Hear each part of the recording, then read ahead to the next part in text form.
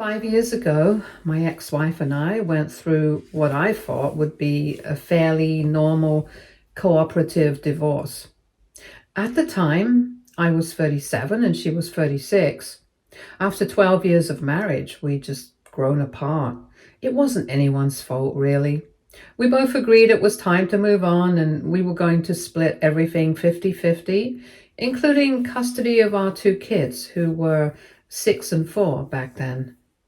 We even talked about using a mediator to keep things simple and smooth.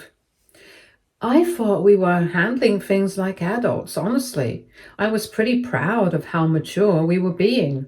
But man, I was so wrong. Things took a turn I never saw coming, out of nowhere. My ex started making these insane accusations about me. She claimed I'd been financially abusive throughout our marriage, saying I controlled all the money and gave her an allowance. She said I was emotionally abusive and a neglectful father.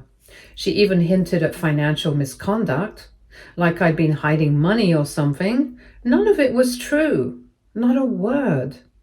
The reality was we'd always had joint accounts. I never controlled her spending or limited what she could do with our money. In fact, I encouraged her to handle the finances with me because I thought we were a team. And as for being neglectful or abusive, that just wasn't me. I loved my kids, and I was always involved in their lives. I'd never heard a single complaint from her about any of this during our marriage. It felt like she was rewriting our entire history to paint me as this horrible person. Then it got worse. She filed court documents accusing me of all sorts of things, being a distant dad, verbally abusing her, controlling her every move. She twisted little moments from our marriage and turned them into something ugly. It was like living in a nightmare where the person you trusted most suddenly became someone you didn't even recognize. What made it even harder was how my family reacted. I thought, at the very least, they'd have my back. They knew me. They'd seen me as a husband and father. Surely they'd see through the lies, right? Wrong. They sided with her. My own parents and siblings believed her over me. They said stuff like, well, she's always been so great with the kids, and why would she lie about something so serious? It was like they didn't even care about hearing my side. My sister even went as far as testifying against me in court. She claimed she'd seen me being controlling, which was just insane. I don't know if she actually believed it or just wanted to stay on my ex's good side. But her words were the nail in the coffin. Between her testimony and my ex's accusations, the court ruled heavily in her favor. I lost almost everything. She got full custody of the kids, and I was only allowed supervised visits.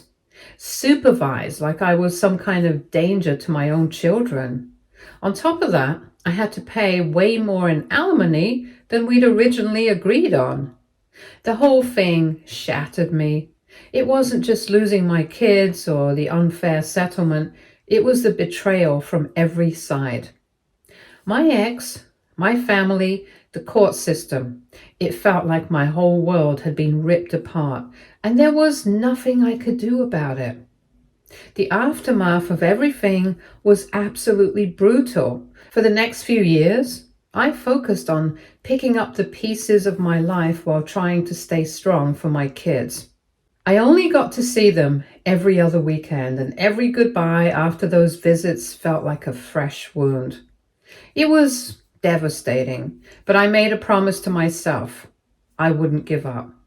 I started documenting everything. I kept every email, recorded every interaction, and even dug out old official records from our entire marriage. I wanted to be prepared in case the truth ever had a chance to come out. At the same time, I started therapy. I needed help dealing with the betrayal, the isolation, and the constant ache of losing not just my marriage, but my family's support too. Meanwhile, my ex was thriving. She'd played the victim so convincingly that the community rallied around her. Everywhere I went, the grocery store, school drop offs, community events, I'd feel the judgment. People would stare, whisper, or outright avoid me. Some even had the nerve to confront me, saying things like, "How could you treat her and your kids like that?" It was infuriating, but I kept my mouth shut. Arguing wouldn't help, and I didn't want to cause any more drama that could hurt my kids. To make things worse, she started a blog about surviving an abusive marriage. She wrote about how strong she was for leaving me and how she was rebuilding her life. She painted me as some kind of monster, and people ate it up. She got sympathy, attention, and even praise for being brave. It was maddening, but I forced myself to stay focused. My kids were my anchor. They were the only thing that kept me going. Then, last month, everything changed. My ex started dating this guy she met in her therapy group. At first, I didn't think much of it, but then, out of the blue, he came forward with some shocking information. Turns out, my ex had confided in him about how she'd made up the abuse allegations. She admitted she did it to secure her future and make sure she'd get full custody and financial support. Apparently, when this guy realized she was starting to manipulate him the same way, he decided enough was enough. He came to me with text messages and recorded conversations where she straight up bragged about how she'd played my family. She had been pulling the strings the entire time. She knew my family had a history of being protective, especially after my aunt went through financial abuse years ago. And she used that to her advantage. She told them exactly what they needed to hear to turn against me. Worse, she admitted to coaching our kids to say negative things about me during custody evaluations. When I saw the evidence, I felt a mix of relief and rage. Finally, the truth was out, but at the same time, I couldn't believe how far she'd gone. I immediately sent everything to my lawyer. Now, we're in the process of reopening the divorce settlement. But that's not all. I've also decided to take legal action against my family members. My lawyer believes we have a strong case for defamation and intentional infliction of emotional distress, especially against my sister. Her false testimony played a huge role in how badly the divorce turned out for me. As you can imagine, my family is in complete shock. Suddenly, I'm getting tearful apologies left and right. My parents keep saying they were just trying to protect someone they thought was a victim. My brother claims they were manipulated too and shouldn't be blamed. My parents are begging me to drop the lawsuit and saying it will destroy the family. But here's the thing. How can I forgive them? Their actions didn't just hurt me. They cost me years with my kids. They destroyed my reputation in our community. They left me to deal with overwhelming emotional trauma. And I've spent thousands on therapy trying to heal.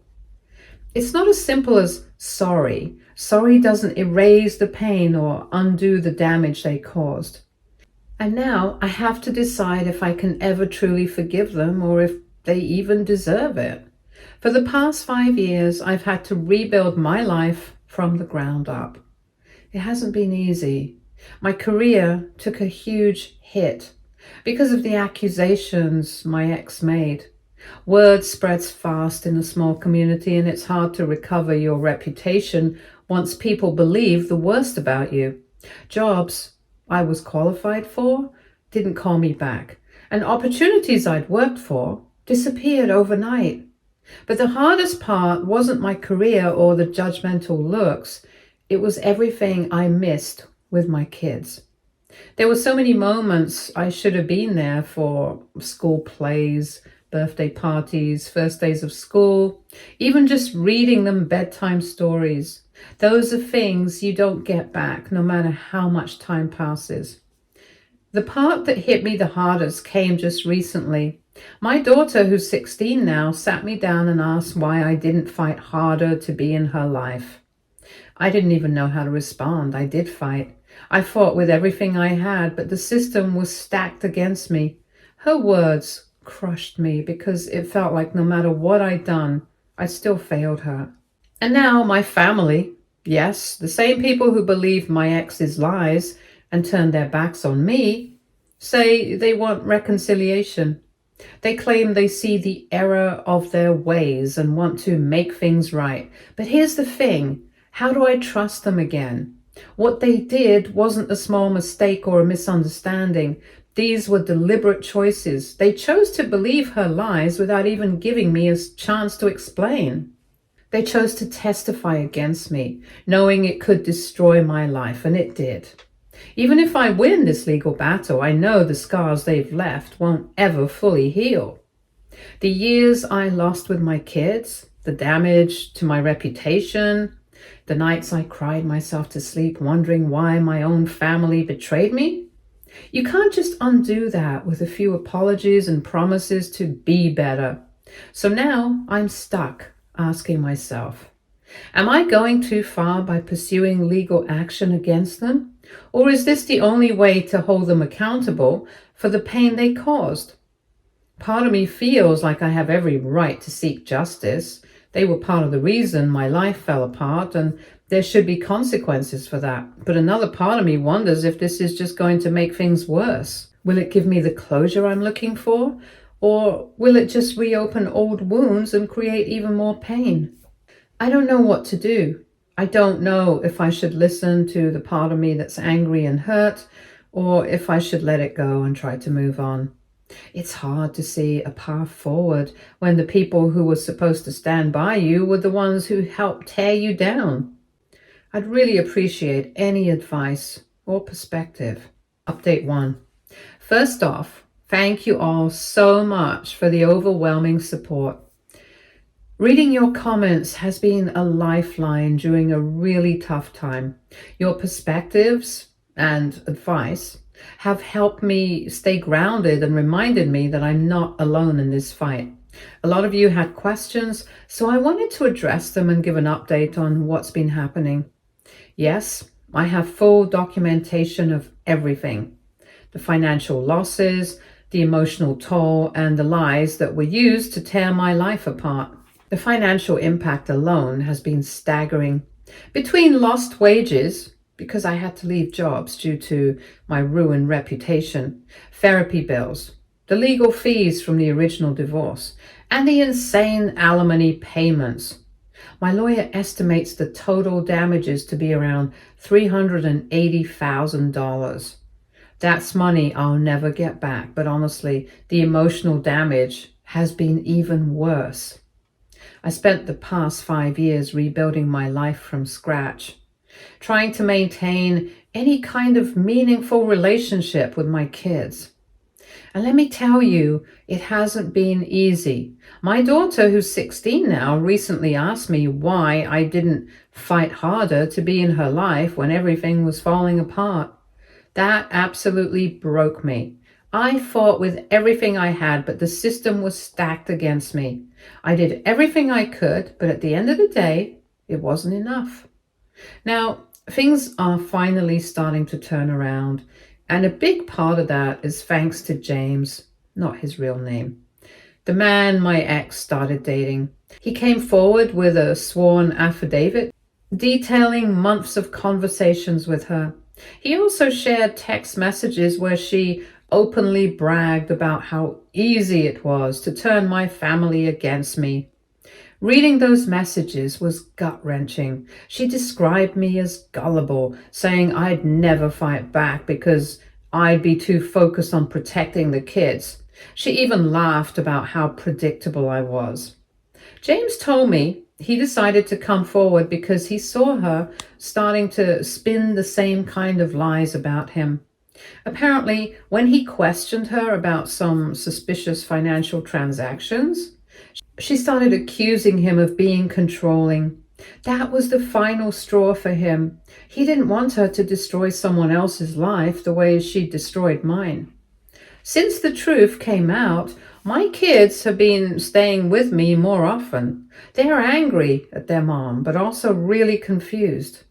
I've been doing my best to reassure them that they don't have to pick sides. It's been tough, though. My daughter asked me the other day why her mom would say such awful things about me. I didn't know how to answer without making things worse. So I told her that sometimes people make bad choices when they're scared or upset. It wasn't a perfect answer, but it was the best I could do in the moment.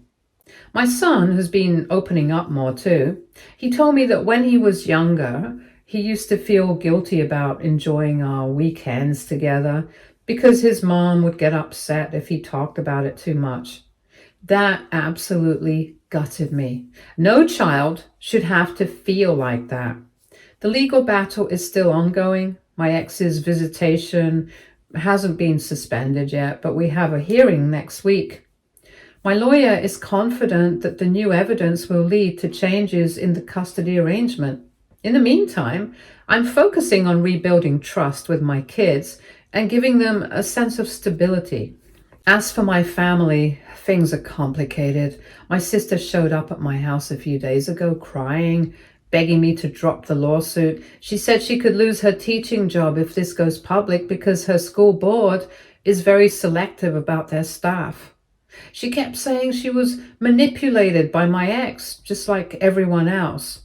But I reminded her that she looked me in the eye in court and lied under oath. She had a choice, and she chose to betray me. When I brought that up, she accused me of being vindictive. Can you believe that? After everything she did, she's trying to make me the bad guy? My parents are now trying to rally other relatives to pressure me into dropping the case. I've gotten calls and messages from cousins, aunts, uncles, you name it. They all say the same things. Family comes first. This isn't what your grandparents would have wanted, or think about how this will look to the community. It's infuriating. None of these people stood by me when I needed them most. None of them questioned the lies my ex was spreading.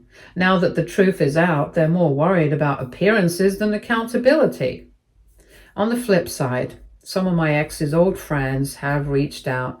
A few of them admitted that she would joke about playing the system when she'd had too much to drink. They're now offering to provide statements about what they knew. One woman even apologized, saying she always had doubts about my ex's stories, but didn't want to risk their friendship by speaking up. It's frustrating to hear this now after the damage has been done, but I'm grateful they're finally stepping forward. The support I've received from strangers online has been a huge contrast to the betrayal I've experienced in real life. Your encouragement has reminded me why I'm fighting this fight. Some of you have asked if I'm worried about the emotional toll this will take on my kids. Honestly, I am, but I also believe it's important to show them that standing up for yourself matters.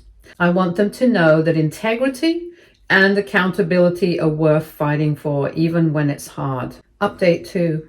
The hearing turned out better than I expected. The judge was visibly upset after hearing James's evidence and reading the sworn statements from my ex's former friends. But the moment that really hit hard was when they played a recording where my ex laughed about how my sister would believe anything because she always wanted to be the family hero. Hearing that in court felt surreal. It was like everything suddenly clicked. My sister's eagerness to take sides and make herself look like the savior finally made sense. At the same time, it deepened the betrayal. The judge didn't hold back. They temporarily reduced my ex's visitation to supervised visits until a full custody evaluation could be done. For the first time in years, it feels like I've actually had a win. When I told my kids about the supervised visits, their reactions were mixed. My daughter seemed relieved, like a weight had been lifted off her shoulders. My son, though, was more hesitant. He's worried about what this means for his relationship with his mom. I'm doing my best to reassure them that none of this is their fault and that all I want is to make sure their lives are happy and stable. It's a tough line to walk, though.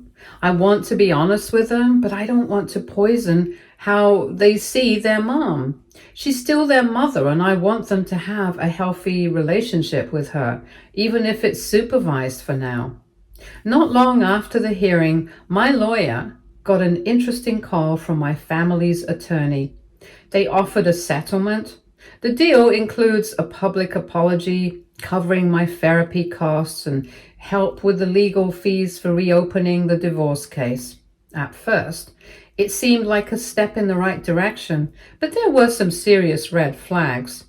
The amount they're offering doesn't even come close to the damages we're seeking.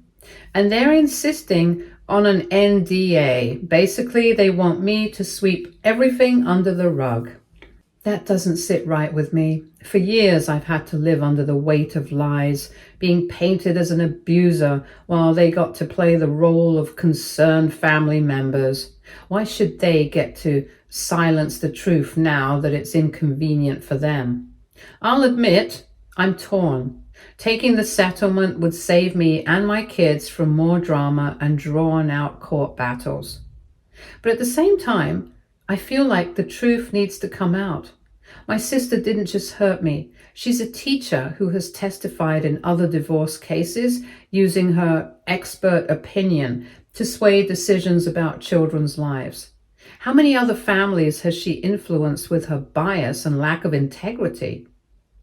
Exposing what she did might stop her from hurting someone else in the future. As for my ex, she tried to discredit James by claiming he was just a bitter ex-boyfriend. That blew up in her face when he produced messages from her friends that backed up his story. 3 of her closest friends have now given sworn statements about how she used to brag about playing the system during the divorce. One of them even said she felt uncomfortable at the time but stayed quiet to avoid ruining their friendship. It's validating to see them stepping up now, but it's also frustrating. If they'd spoken out sooner, maybe some of this could have been avoided. Meanwhile, my parents are still trying to mediate, as they call it. They've started showing up at my house unannounced, leaving notes, and even trying to use my kids to pass along messages. It's exhausting. They're so focused on protecting their own image that they can't see the damage they've caused. My dad even had the nerve to tell me I should think about how this is affecting your mother's health. I couldn't believe it. Where was all this concern when I was losing my job, my reputation, and precious time with my kids? On a slightly brighter note, some neighbors have started reaching out now that the truth is coming to light. People who had their distance for years are stopping by to apologize or offer support. A few have even dropped off meals or invited me over for coffee. It's bittersweet, to be honest. While I appreciate the kindness, I can't help but wonder how different things might have been if more people had questioned the lies earlier. I've also heard that my ex's social standing is taking a hit.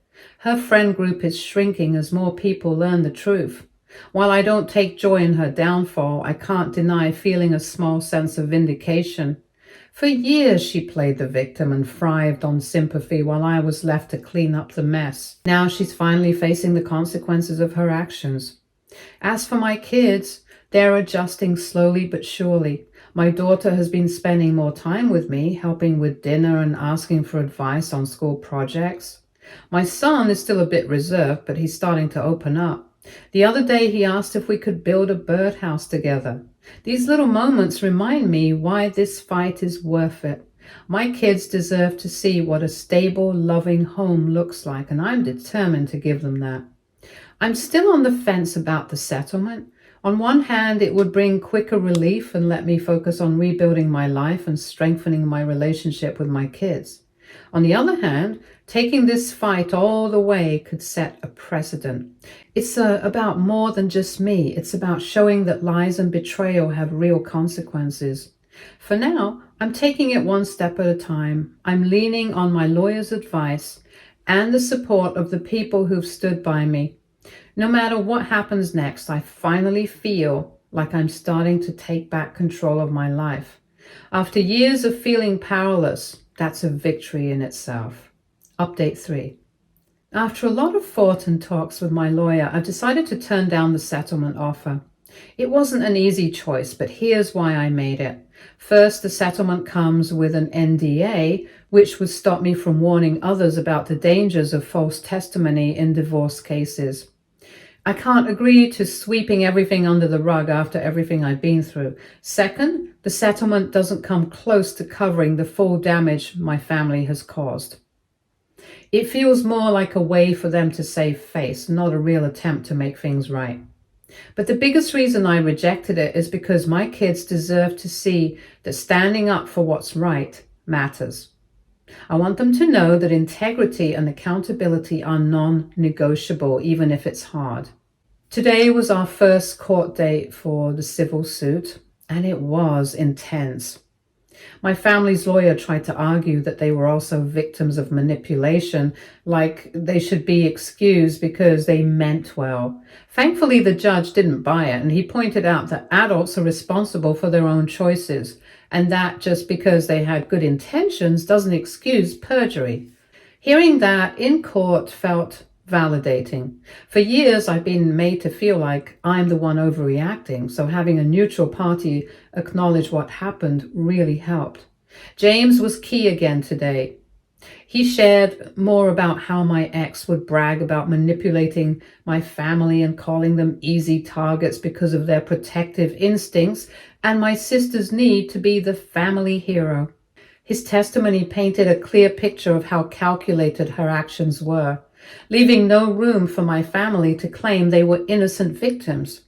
He also shared new evidence, and now some women from the same therapy group are coming forward. They've talked about how my ex coached them on ways to exaggerate their divorce settlements, including making up abuse stories. The district attorney is now looking into possible perjury charges against both my ex and my sister. It's a bittersweet feeling. It's good to see them facing consequences, but it's hard to accept that it had to get this far.